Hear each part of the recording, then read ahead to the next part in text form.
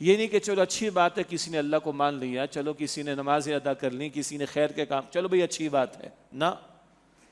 نماز ادا کرنے والا اور نماز ادا نہ کرنے والا برابر نہیں ہو سکتے،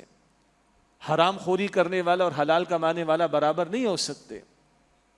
ماں باپ کا فرما بردار اور ماں باپ کا نافرمان برابر نہیں ہو سکتے، حیا کا لحاظ رکھنے والا رکھنے والی اور بے حیائی کا ارتکاب کرنے والا ارتکاب کرنے والی برابر نہیں ہو سکتے، ظلم کرنے والا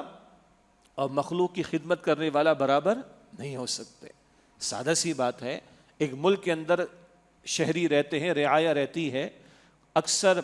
پابند قانون ہوتے ہیں، ٹھیک چلتا ہے معاملہ، کچھ قانون کو توڑنے والے ہوتے ہیں، مجرم ہوتے ہیں، تو کیا یہ مجرم اور قانون کی پابندی کرنے والے شہری برابر ہوتے؟ تو کیا اللہ کے احکام کی پاسداری کرنے والے اور اللہ کی نافرمانی کرنے والے برابر ہو سکتے؟ قطعاً نہیں ہو سکتے۔